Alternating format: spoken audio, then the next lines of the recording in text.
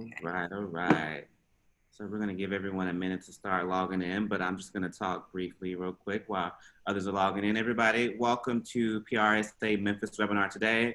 My name is Milton Howery, and I'm Director of Public Relations for Memphis Tourism, and I am the PRSA Memphis Chapter Programming Chair, as well as President-elect for 2021.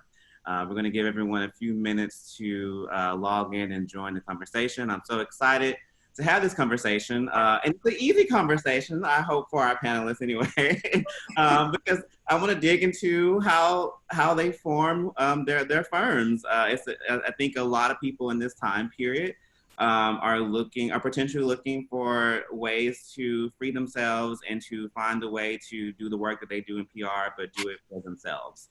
And so, as well as the clients they represent. But I'm curious to see where the conversation takes us today, but I'm gonna give it a little bit more time and let others join us in conversation. Okay.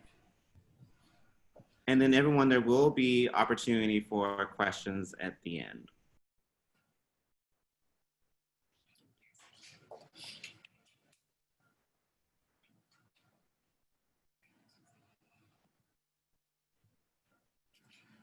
Okay, so I think this is where we are. So I'm gonna go right on into it.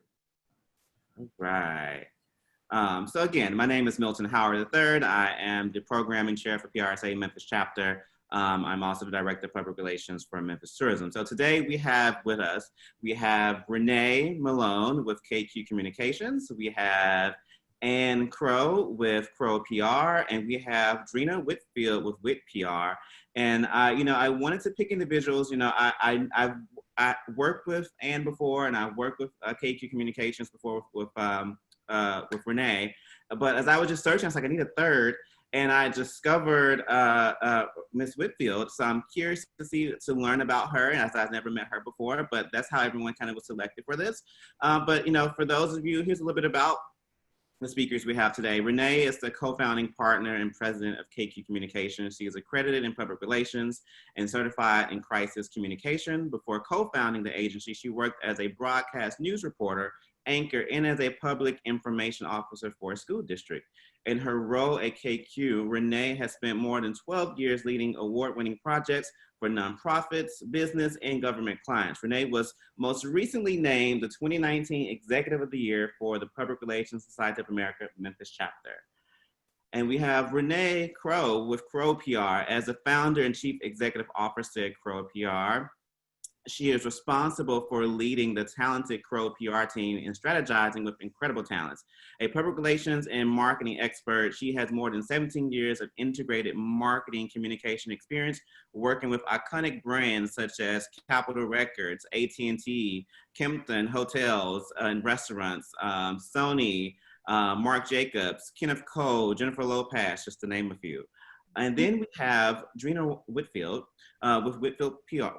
With WhitPR, is a New Jersey-based boutique strategic communications firm offering public relations, social media, and experiential marketing services. With more than 15 years of experience and a decade as the founder and CEO of WhitPR, a boutique public relations firm, she's crafting narratives for some of the biggest movements we've seen around. She's also one of the leading communication strategists specializing in amplifying the Black voice.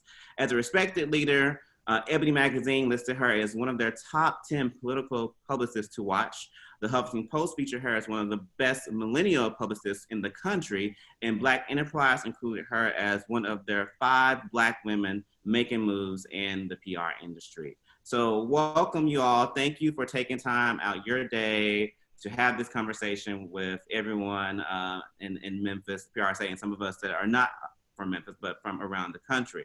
So we'll just hop right to it. And right now, Renee is the first person that I see on my screen from this point. So I'm gonna hop to Renee. So Renee, tell us about your PR firm. Give us a little bit about it. Sure. First of all, Milton, thank you. And thank you to all of PRSA for the opportunity. It's a blessing to be included on this outstanding panel of powerful women. Love to see it. So excited to work with hopefully both of you at one point in life. But KQ Communications, we were founded really We like to tell people we didn't choose a PR firm, a PR firm chose us. Because when you're working in a field, which I was working at the time as a public information officer for a school system, but I was doing PR work for my church. And then my pastor said, oh, call my friend Renee, my member Renee, she can help you out. And then another pastor said, hey, call my girl Renee, she can help you out. And before long, I was helping a lot of folks out and spending a lot of time working in the PR field, not only for my 9-to-5 job, but after hours to support other people. And over time, that just seemed like, okay, look, there's a chance to make this into a business, and found like-minded folks who were interested as well. And we co-founded the business together. So we serve churches, nonprofits, educational organizations, school systems, churches, have been doing it for now 12 years. In addition to that, we just really work hard to support people who are doing good work for our community. I was just telling Anna before we started that really we're a for-profit business with a nonprofit heart. And so that's kind of been our way of operating over the last 12 plus years. So anyway, that's a short spiel about KQ. And so I'll toss it back to you, Milton. All right, all right. Well, so I'll take it on over to Ms. Whitfield. You can tell us about your firm and how it came to be. Yeah, so thank you again for having me join today. I don't do these, so like this is my first like webinar Zoom, so like yikes. But thank you so much for having me.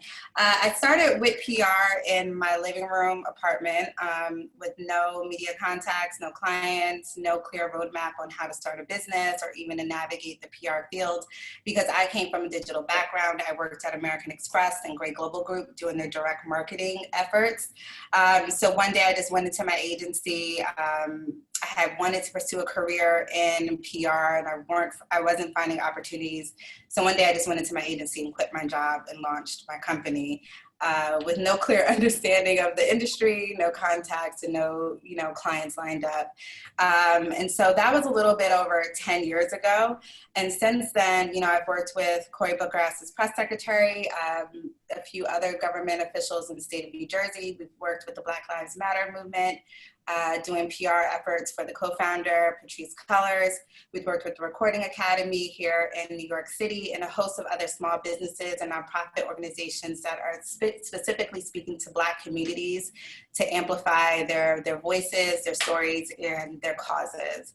And so that's where we are today.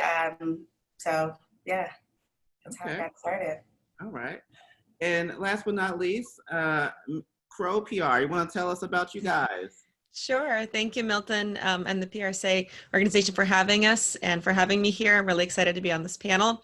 So Crowe PR is a national marketing and PR agency, and we work closely in the hospitality, consumer products, professional services, and emerging technology industry. So we have 4 different verticals. And our services are probably similar to some of the other panelists. We specialize in obviously media relations, some integrate marketing communications, social media services, influencer marketing, thought leaderships, and things of that nature. And our clients range from Fortune 500 brands to startups. We've launched brands from scratch, as well as continued maintaining reputation for a lot of bigger brands. And I started this agency 5.5 years ago, really just with a mission of creating premium customer experience and focusing on ROI. And I'm sure we'll get a chance to chat more about that later. But yeah, we're primarily based in San Diego, New York, which I'm from New York. So, we have to have a second location there. But the mission for us is to really build the best mid-sized agency in the nation, and to have an incredible work culture for our team and support businesses, help other businesses not just scale but thrive. And so they can do what they do best. They can hire more people. They can change the world. And we're here to support them, protect their reputation, and just really help with that growth. So again, really excited to be here, and thanks so much for the opportunity. Yes. Well, so, and either of the 3 of you, tell us, when do you want to give us, what are the first steps that you did when forming your firm? What was the first thing that someone should do? I can jump in real quick of what I did. I've been in corporate America for about 15 years before I started my agency. So I actually don't come from the agency side, but I was at another firm before I started my firm for a little bit. And I just, similar to what Renee said, you kind of start helping a couple of businesses here and there. And I had some friends who were launching companies and I wanted to support them. And so I started doing some work on the side, some pro bono work in some cases. And then really from a logistical standpoint, I thought, okay, I've had all this experience and I really want to create something and build something. And I have a vision for what I want to make. And let's get the name down. And I remember I called, I think it was incorporate.com or LegalZoom at the time. And I said, okay, I want to, start the company. And I didn't even have a name. And they said, well, what do you want to call this entity? Congratulations, it's $400. What do you want to call it? And, there's so many trademark things that you have to think about and other businesses. So I said, well, my last name is Crowe. Let's do Crowe PR. Well, we can always change that. And we did that. Didn't have to worry about trademarks at the time, and it stuck. And now we use the name with a lot of bird puns. And obviously, it's a brand that we've been building. So logistically, that's what it was. And from my end, it was having that personal mission of helping other customers or helping businesses, and knowing that I wanted to create something special. Okay. Renee or Dreena, anything you guys want to add to that? No, I think what Anna listed was, our perfect first steps. But in addition to that, just your process, like how are you going to service clients? And really, who are you going to serve? I think there's enough room for everybody to eat at the table, right? But you have to just decide what is your menu item and what can you do well, as opposed to trying to be master of everything. Just choose what you can do best. And I think when you create partnerships and learn that, hey, maybe I'm not the best at this particular thing, but I could partner with Anna because she knows the travel industry, and then you can do great work together. But it's really just figuring out what is your area? Where are you going to focus? Who are you going to serve? And how are you going to serve them so that you can serve them well? And I'm just going to jump in and piggyback off of the two of them. I would say the one thing that I struggled with in the very beginning of starting my agency is figuring out which types of clients I really want to service and where my sweet spot is with the clients that come your way. Because once you start a firm, you'll get a bunch of folks that say, hey, I need a publicist. Can you help me figure out how to do X, Y, Z? Like, I used to get musicians, athletes, all different types of potential clients. And it wasn't until I did a bit of trial and error with working with both of them, or the different variations of clients, that's when I identified, like, this is the sweet spot that currently exists within WhitPR. So like I stay away from certain clients just because of, my experiences from when I started trying to take on a whole bunch of clients to identify my base. So I think the first thing is really identifying where your sweet spot is in terms of servicing clients and what type of clients you want to work with, what stories you're passionate about amplifying. I love that you said that, because I think a lot of people, when you start, want to pick your brain and get advice on all sorts of things, right? So I think great having that vision, having that vision and those boundaries. Okay. So tell us, let's go on to the next question that is on everyone's mind. How did you go about finding funding for your starting your firm? Was it personal savings? Was it you got a loan or anything? Like how did you go about that? Well, for me, I had used my personal savings. I never had any startup funding. Even to this day, I haven't used any outside resources to help fund the business. So it's all been, when I started, it was my personal savings, my boyfriend at the time saving, who's now my husband. And then once I started getting on clients, I would put that money back into growing the business. Well, Dreena, I'll say I'm glad you married your investor. So for us, we actually used, the initial resources that the firm generated to fund the business. So we were continuing to work full time while we were working for the business, but we didn't pay ourselves. We just invested back in the company for the first 2 years, I think, that we were in business. So unusual. I was the first one to work full time for the firm. I took my full-time job part-time and kind of eased my way into working full-time for the firm. So it's an unusual start. A lot of folks use their personal money and just start that way. But to Dreena's point, we didn't use outside resources. We just created it from the ground up. I'll echo that. I had a goal of how much cash I needed to get in the door every month in order to be able to go and start this company. And so as I was having these conversations and figuring out who will be our clients and who can I work with, I was really just counting, say, okay, when I get this sort of cash lined up, good, I'm good to go. And it was really scary because we had a mortgage. We had just bought a house a year earlier, and I'm in California. It's not cheap. And it was really scary. So I wanted to make sure that I had something lined up. Now that could have fallen through 2 months later and all those clients could have said, never mind. But just knowing that I have this somewhat of a safety and then growing from there. But yeah, and then of course, some savings to make sure that we were, in a good place. So it sounds like some of you were each still working. Were you still working full-time jobs while doing this on the side to kick it off, or did you just stop completely working? I see it seems like Renee kind of said she was still working and then went into it. But what about you and or Dreena? I just went into it once I figured out, when I projected enough of that cash from the future clients. And there was right around, I think it was December 24th, it was Christmas Eve, that I called the incorporate.com. I said, okay, and then the new year I'll start with this agency. And I had that week to really think about it and to actually line up some more clients. I think sometimes when you're pressed against and you just have to, you have to do what you need to do, you just make it work. I think that's an entrepreneurial spirit. You don't have to be an entrepreneur, but if there's not much, if you don't have any other options, you've got to put all your hard energy and work into it and make it happen. Yeah, and for me, I mean, I quit my job. So I was not working full time, but when the clients that I thought I had lined up essentially said, we don't have money to hire you, I actually went back and got a part-time job working in retail. So I was working at J. Crew part-time, trying to fold some sweaters, trying to build a business at the same time, in addition to support from my significant other at the time.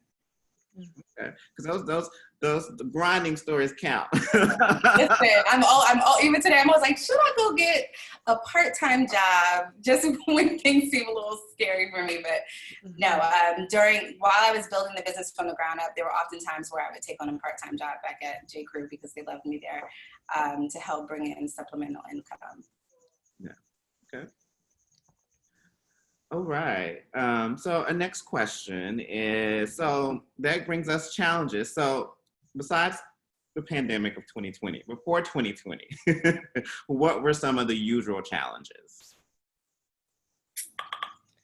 Well, for me, when I started, just because I didn't really know how to run a business or how to invoice or how to have AP set up to receive money in a timely fashion, a lot of the challenges that I experienced was actually receiving payments from clients, because I didn't have a clear system set up. So folks were still writing me physical checks. They were writing me bounce checks. They were writing checks that were 30 days past the due date. And so it took a bit of those bumps for me to be okay, Dreena, you got to sit down. You got to hire a bookkeeper. You got to make sure you report out to your accountant quarterly. You got to have different systems set up. So the money is managed. You're not managing it, because also a lot of my clients we develop personal relationships. And so they'll think we're friends. We'll have text conversations outside of work hours. But then when it came time to pay, it's crickets. They went ghosts. So I had to set up, when I first started, an imaginary bookkeeper, a separate email account who would go and hunt down my invoices and make sure we received our payments on time. Okay. I love that. And echo everything you said, Dreena. It's hard because some of your early clients are friends. They're people that you've known for years, and they feel, oh, Renee will fine if we're late. You've got to keep the lights on though, right? And it is difficult. And so to anyone who starts a business, financing and getting a structure in place regarding how you're going to operate is so important. QuickBooks, remember the name. So, but yeah, and having someone other than you manage receivables. It's very important. We're now at a point where we have an operations manager, but to Dreena's point, when you're starting out, you don't have that. So you have to kind of fake it till you make it. But it can't be the same person because they're thinking, oh, I know Renee, of course she won't mind, but you need the bulldog that's going to say, you're overdue, we're going to have to stop service if we don't receive payment soon. What is that phrase? It's revenue is vanity, profit is sanity, and cash is king. And so always thinking of that. And I need, if you want me to do this, if you want me to keep helping you, you've got to pay me. So cash is king. And I think, so I love that conversation. And I think for me, it was also just wearing all the hats at once, right? Just being the bookkeeper, being the account service lead, working with the reporters, and creating the processes, hiring. I think hiring is always very tough just because it's, especially your first hire, it's the person you're trusting to help you and to run the business. And how do you replicate what you do, and how do you educate on what is the standard that you want, but also be really open to the fact that you're hiring this person because you want them to bring something new to the organization. That was pretty challenging for me the first year, and even probably the first couple of years.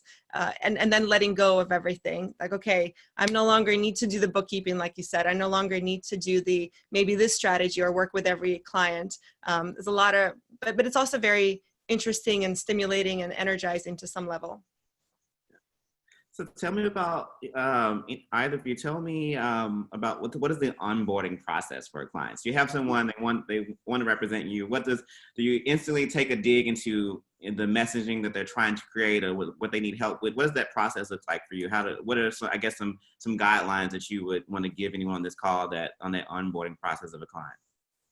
For us, it's research, and then research, but really discovery meeting to find out more about them, about their clients, about their goals, and that's sometimes for us, even before we take on the client, because to Dreena's point, she made that point earlier, just choosing the right client for you. Everyone thinks that they need this or that. They really don't know, right? They might call and say, I need a new website. That's my favorite. I need a new website, because I'm not getting enough business. I need a new website. The website is just a website if you don't have any engine to drive people to the website. So, it's just really finding out who the client is and what their needs really are. Same here. We do a discovery meeting where we take a snapshot of what they have coming down the pipeline for whatever our engagement term is. We'll provide some high level ideas, but it really goes back to like their ultimate goals and why they're looking to hire a PR firm, and if it makes sense for us to even take them on. Yeah, similarly, and just understanding what they want to accomplish, where they want to go, how they would like their business to shape, and then figuring out what the right tools are. Maybe they, to your point, Renee, do they really need a website, or do they need a better social media presence, or are there some specific outlets that can really communicate their story well based on what they're trying to accomplish? Got it. And so my next question goes to, what are the benefits and drawbacks? So, for me, when I think of, I've never worked for a firm, so let's just throw that out there. I've never worked for a firm, so I've always been working for an organization and being the in-house PR person. So for me, when I think about working for an agency owner, when I think about the billable hours that I must account for, and all those different things that you do as a firm, as an agency. So for me, keeping up with that just sounds like a drawback. So what are some benefits to whether is it more beneficial for you to have a firm and to operate that, or is it better to be in-house where you don't have some of the responsibilities that you have at owning the firm? What are your thoughts on and experiences in that? I mean, I would say it really just depends on the individual, whether you are comfortable working in a space that's, a startup or a boutique firm, or if you'd rather prefer to work in-house in like a corporation or a business where they need an in-house PR person. For me, I've done both. And so when I started my business, one of my initial clients was Nork Now, which was Cory Booker's nonprofit organization in the state of New Jersey. And through my work with him, with that organization, I should say, I was asked to come in-house to serve as his press secretary during his last term as mayor, which outside, it looks like it's a great experience. But if you come from a space where you've already had your own firm, you're used to working your own hours, going and pleasing and doing, the work however you do it. When you go in-house, you're kind of restrained to like their protocols, the way they like to have their reporting, like the internal meetings and just the internal office politics, which, I'm not a fan of. I think it just really depends on the person. Renee, I think it's probably cheating for me to say ditto, but it's it cheating. does depend on the individual. This isn't what I planned for my life. I didn't expect to start a firm. Again, a firm chose me, and now there's nothing else I'd rather do than run KQ. I love it. I live for it. I get up in the morning. I'm excited about it. My husband wonders, is he second? Right? I love the people that I work with and for, but make no mistake that it's not this glamorous life where you're going to control every minute of every hour of every day and say, hey, today I just want to, whatever. There's something to do all the time. Mm-hmm. And when you really are passionate about your firm, you're going to work long hours. We work late, we work early. I see a couple of people from my team on, and we're chatting on Google Chat late at night. Not that they have to, you all, I'm not a slave driver. You don't have to, but you really enjoy it. You want the client to do well. You start to become more invested in their success. And when that happens, you just take on more. I think it's the same if, Milton, it's your job. If you just love what you're doing every day, sometimes you might work longer just because you love it. And so if you really enjoy this type of work, then firm ownership is for you. But make no mistake, it's hard work, it's long work, it's long hours, but it's very rewarding. Mm-hmm. Yeah, I'm going to double ditto that too, but also add the fact that we talked a little bit about what are you really good at and picking the type of work you want. So I think understanding your strengths, what you bring to the table, and then what other people's strengths are is really, really important. Like for instance, for us, we do even strength finders tests just to see what are, I don't want to do something that one of my teammates excels in. I'd want them to shine and have that spotlight, and I'll work on what I really excel at. And then also looking at the business and thinking, and you don't have to decide this on day one, I don't think, but as you grow the company, there comes a time where you decide, do I want to continue scaling this and making this bigger and hiring a lot of people or do I want this to be a lifestyle business for me where I'm happy working with a handful of people that I trust and respect on a certain number of accounts and get to do a lot of the other things. And, and I think for me, that happened a couple of years into it. I'm in a network. I'm in an entrepreneurs network. So we talk a lot with other people about business ownership. And I have several friends along the way who said, I'm good right here. This is all that I want. And that because that enables me to go surfing all the time or go traveling the world or go doing a lot of philanthropic work that I want to do and be able to step out of the office. And then, and that's fantastic. I think the one cool thing about running your own business is you get to figure that out along the way. And again, that may change, but for me, that's been very empowering to really figure out that vision and goals. And now obviously thinking about all them even more, given everything that's going on and us being at home and, the team shifting. So I don't know if that answers your question, but that's my point of view. Okay. Let's go into, something else that I think is really expensive in our industry is the fees we pay for the software that we use, whether you use Incision or Meltwater or Trendkite or any of those things out there. I guess tell me, what software are you guys using? I can kick it off, and I'm sure Zedis can add.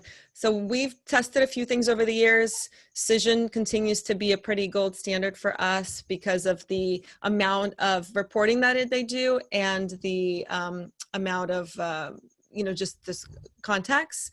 And it's pretty easy to use. But we also work with Meltwater. And then for social media, we use Sprout Social, which analyzes influencer engagement as well. Not influencer engagement, I'm sorry, analyzes social media engagement on different networks. But we are always looking for new things. I think with technology today, things are changing so quickly, and there's always a lot of new companies coming up that I also want to support. Say, oh, you've launched this new product, let me test it. So we have team members always testing new platforms just to see if there's a better opportunity to save money or really just give someone a chance. Yeah, we've consistently used Cision for like the last couple of years. We also use Coverage Book to share out reports to clients because they like to see sometimes like the visual image with the analytics attached to each hit. And then internally we use Slack to manage like internal comms. So I'll say for us, we've used everything that both Dreena and Anna have mentioned. And so I wouldn't want to endorse any of them. I'll just say that you really have to choose what's best for you. I don't want anyone to feel like they have to spend the money. It's helpful, but you don't have to, because once you start building up your own media network, then you don't have to use it as much. And really a lot of reporters are fine with connecting with you via social media. And so once you build up those contacts, it's a lot easier to do your job that way. But all of the organizations and platforms that both Anna and Dreena mentioned are great. So whatever tool you need, and to Dreena's point, there are so many things out there for anything you want to do, from video editing to monitoring social media to monitoring media. You can find anything you want just with a Google search. Yeah, and when I started, I couldn't afford Cision, obviously, and we weren't in such a digital age where like reporters have in their handle, email me at XYZ address. So I legit used to grab the mastheads of the publications that I would want my clients featured in, and try to figure out the email addresses that way through Google. So Google is always your friend, just because Cision is pricey. And, a lot of times the contacts in there aren't most up to date. But also there's, social media, Instagram, a lot of folks have their email button in their handles, so you can always reach out to them that way as well. That's a great point, Dreena. We didn't have Cision until I think year 3 because it was so expensive. And nowadays, so you can find people on social media, but also just by reading the news and reading articles, and then looking for those contacts. And with a lot of companies working from home and a lot of reporters being at home and freelancing from home, even just taking the opportunity to grab a coffee date via Zoom is really great. And you can build real strong relationships that way. All right. So this goes into getting down towards some of my last questions, and we'll open it up for people in the audience that I'm hoping will have some good questions too. So what advice would you give to those people that are thinking about starting their own firm? What's the advice would you give?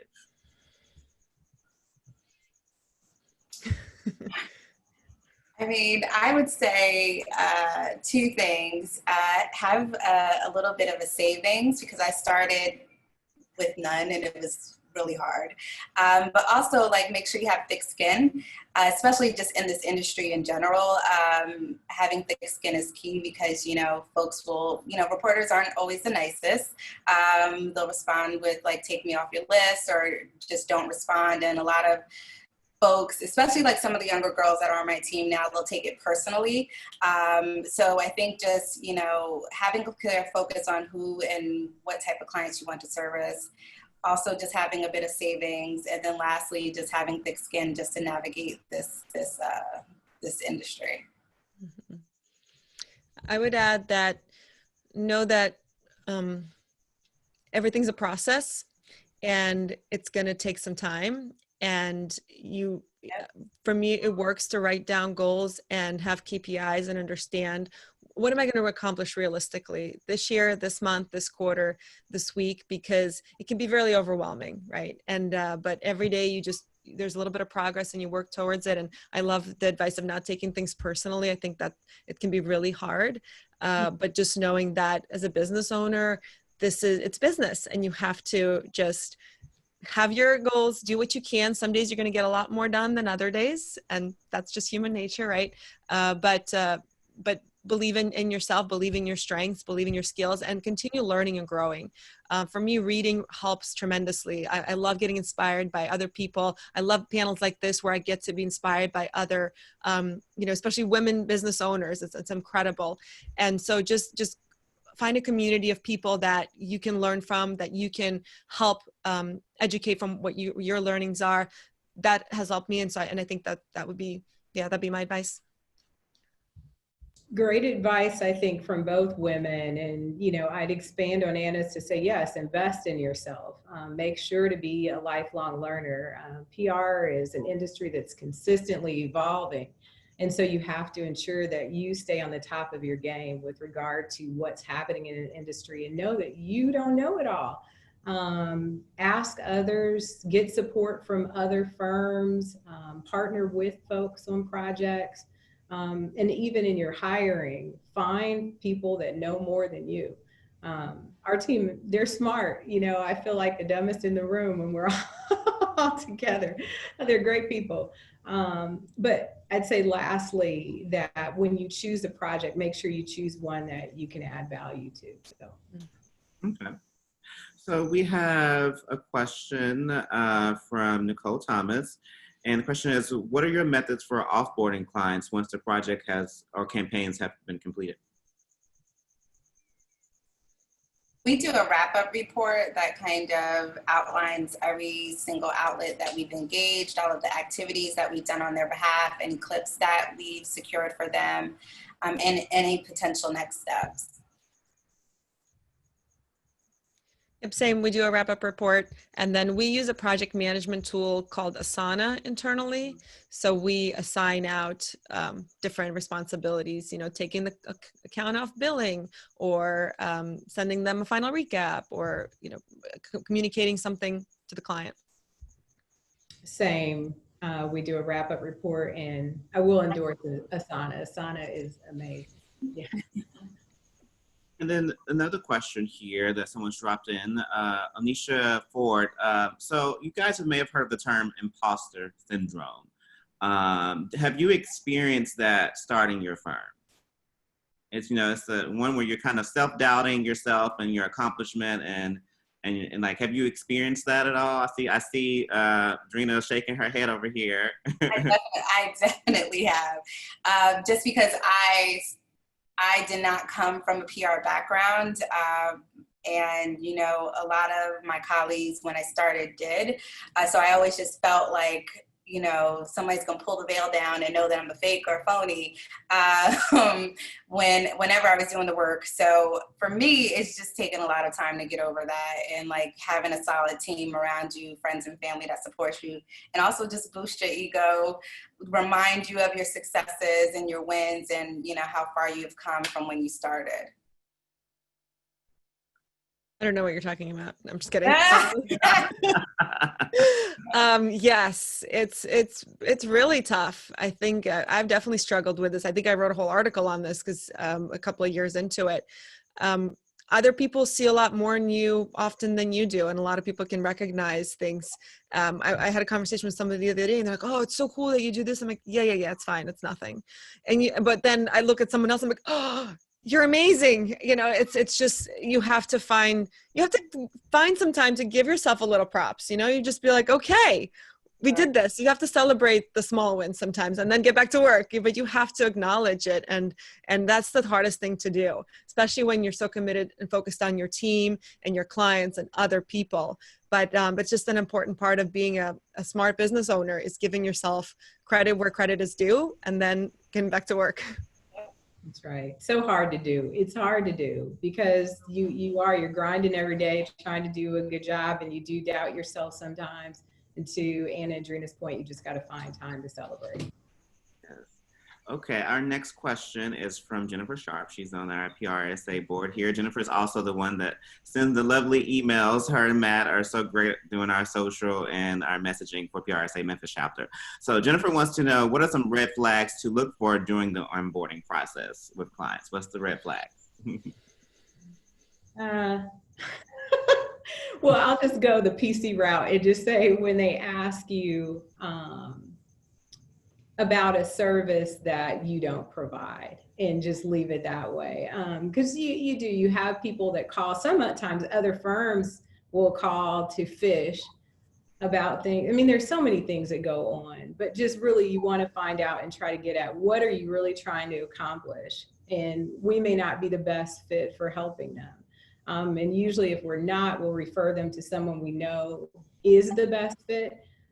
So we do a lot of referrals when it's not the right fit for us. Like when I was talking with Anna for a couple of minutes before, she's in the travel industry. If someone called us about travel, I'd probably say, oh, I know a great firm that you could work with. So, I think that is a red flag for sure. And it's not, I wouldn't call it a red flag, but everybody doesn't fit for everybody, Mm-hmm. You have to find the right fit.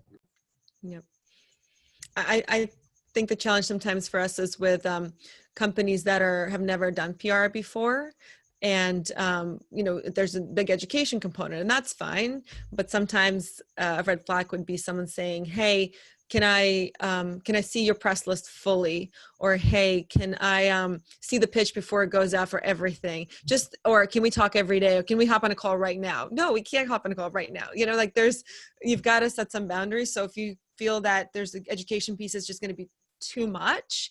Some people would love that. Some people want that handholding, and they want to be that partner that's really very transparent in that way. So similar to what Renee said, we'll refer them to somebody who I know just loves that sort of thing. But for us, because we have some certain processes and we want to make sure we're not over servicing and our time is allocated so we're delivering the best sort of ROI for our clients.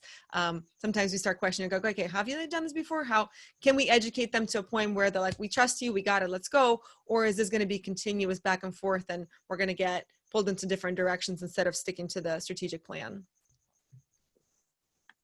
So, go ahead. I was just gonna say, for me, a clear red flag if someone's reaching out to hire, or retain WhitPR, and they constantly badmouth their previous PR team. That's a red flag for me right from the door. And I just tell them that we're at capacity and we don't have the bandwidth to take on additional clients at this time.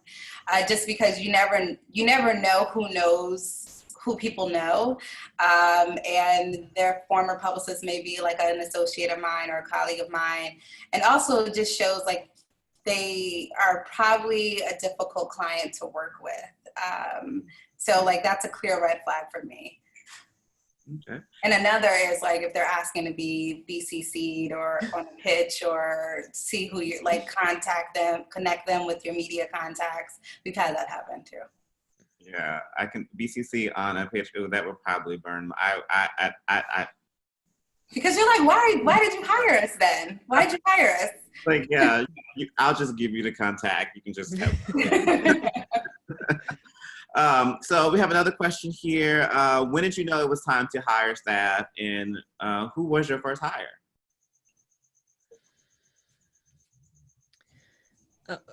I can jump in real quick. I knew when it was time to hire when we got a bigger account that I knew that if I serviced it by myself while also trying to service the other clients, that I would lose some of that, the not momentum, but lose the work quality. It would go, it wouldn't be as high.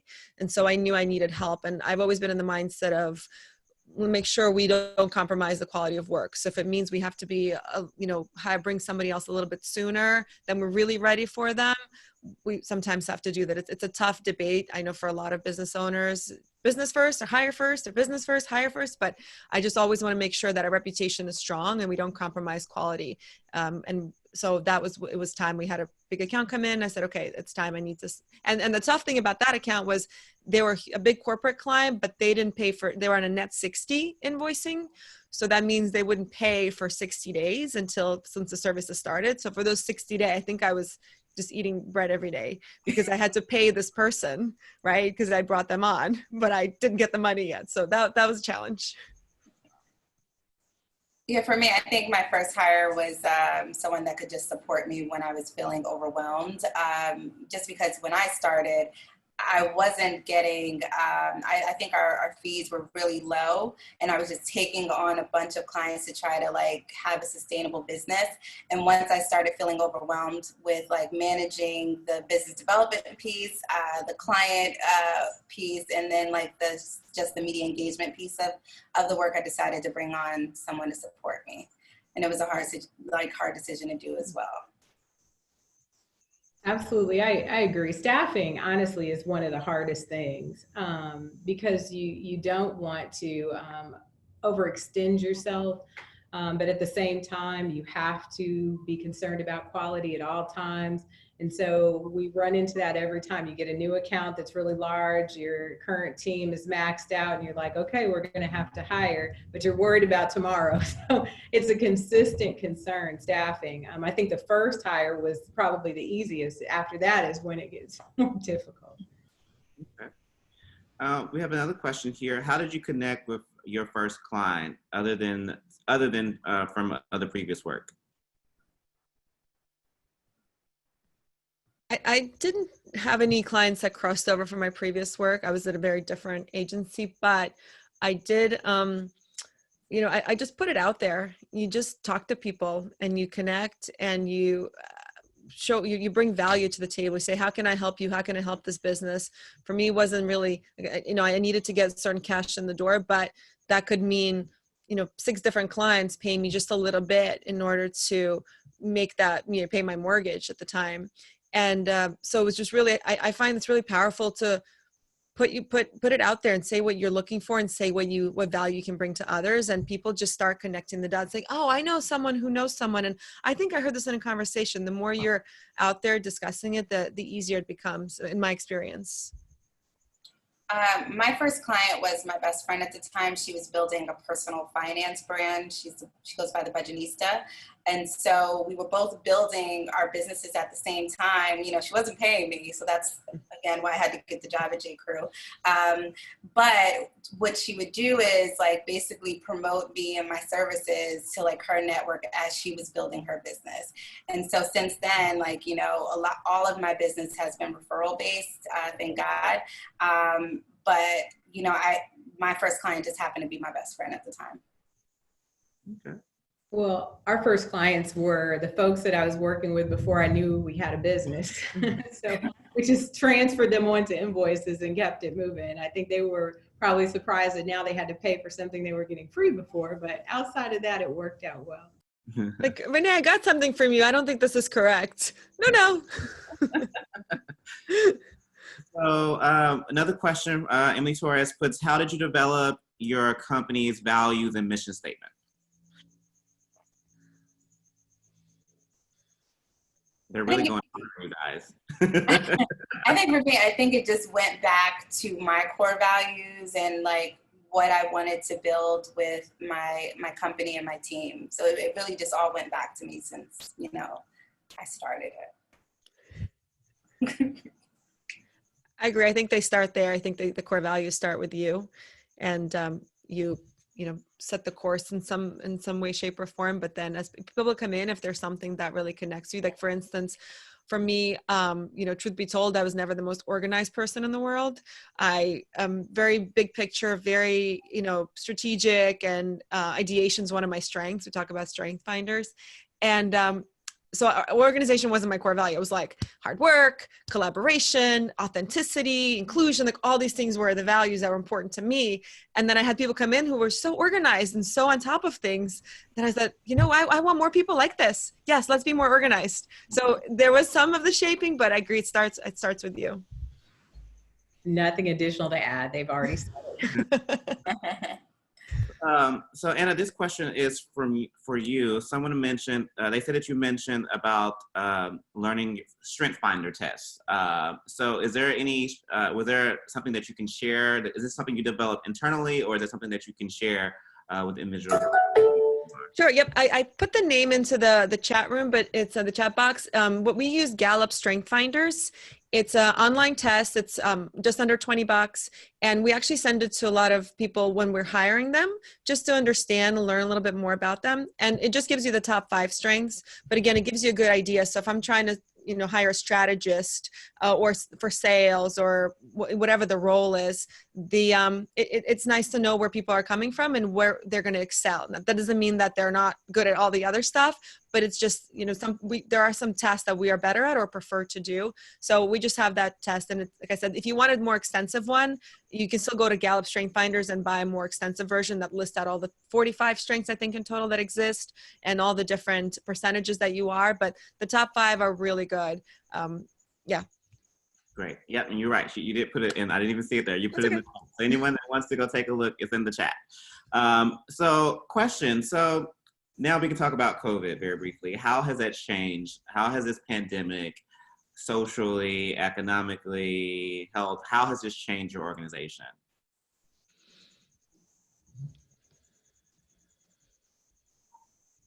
I'll jump in. For me, it's actually, I would say that I'm blessed in the fact that initially, because there was like a lot of, fear and worry, I did take precautions and scale back like hours and we weren't in office, but a few of my clients needed to pause just because of the uncertainty with their businesses. But what happened was we got an influx of, potential new clients that came on board that needed help with some of the social justice work and messaging that we do. So we've been pretty fortunate with that. And because of the current media landscape, folks are looking for stories like this. We've been pretty, I would say, successful with garnering media attention for our clients. We just started coming back into the office on a 3-day-a-week sort of, schedule. And today we actually got our desk dividers, or sneeze guards is what they're calling them on Amazon. I think, in the beginning it was pretty scary and, uncertain, but, I'm still in a little bit of that phase, but for the business and the influx of new business that's come in, we've been pretty fortunate with that. Yeah, I'd echo March and April were rocky. Just wasn't sure what to expect because your clients' needs were greater at that time, but they weren't sure. So many would have to pause. To Dreena's point, financially, we were still trying to service them because we knew it was going to turn around for them. It was just a matter of getting through those rough couple of months. And then June, same thing for us as Dreena, that we picked up a lot of clients due to the social justice movement. And we're jumping in to support in that area. Then just COVID bounced back clients, those that, maybe didn't have PR support before and thought, ooh, we need somebody to help me now to grow this business quickly so I don't go underwater. So we had those clients that were panicked and I need help now. But yeah, March and April were very trying just because of the uncertainty. We tried to come back in the office. It's kind of odd because I'm in the office now, but really we tried to come back in the office in May and just decided to go back home just for the safety of the team. But also I thought about, okay, we're a small team in here. If one person gets it, so goes the team, right? We'll all end up at home and then no work will get done. So we went ahead and decided to go back home, and a couple of us come in just to make sure everything's operating here. But it has been a transition, to say the least. Even down to press conferences, having to do them online as opposed to in person, events that were coming up, having to cancel, working with school systems, and all the drama that comes with the school systems right now. So it's been a very trying time, but interesting. If you like this work, this is like the Super Bowl of it, crisis issues every day. So yeah. Yep. Similarly, because one of our 4 verticals is travel and hospitality, mid-March when everything paused, every call I got pretty much from a client was like, 90-day pause, because they closed. Restaurants closed, hotels laid off, huge amounts of people. And so it was very understandable. The cool thing we were able to do right away we decided, okay, if we're not going to have these clients at full scope, like Renee said, and Dreena, we're going to continue to service them as much as we can. We're going to help them do some of the things. We're going to have to scale it back. But now we have a little bit of time until the next phase. So in March, we were able to take on 10 pro bono clients. We just put it out there. We said, any small business that's struggling, come to us. We'll help you. We'll give you consultation. We'll review your stuff. We'll provide you with the strategy. Whatever you need, just come to us. So we did that for all of March and through early April.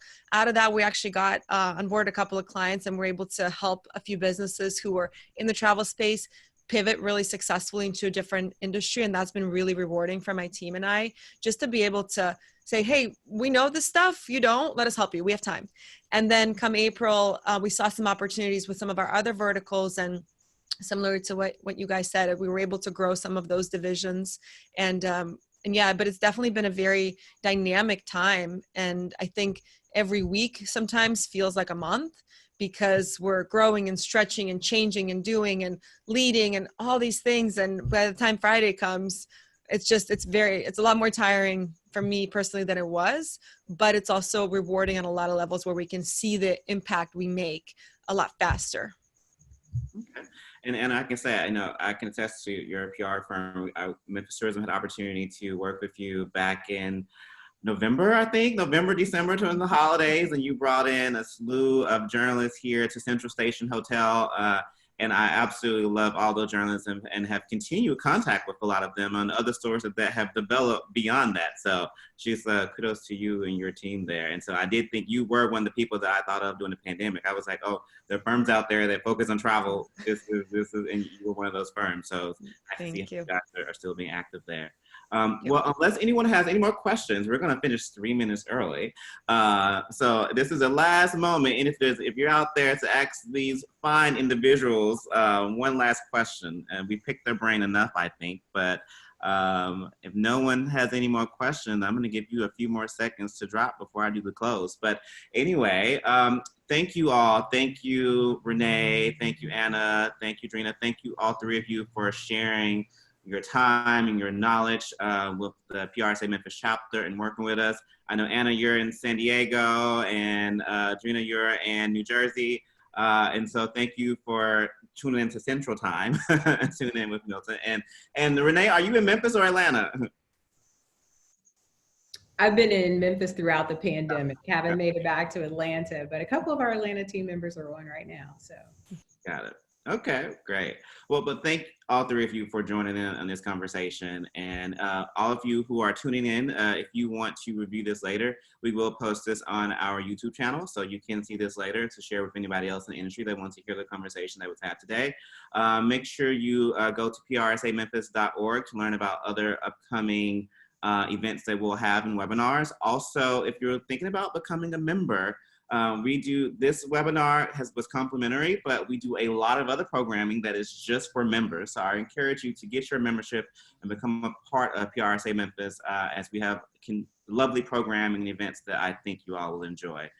But thank you for your time, everybody. You all have a nice rest of the week, and you all be safe.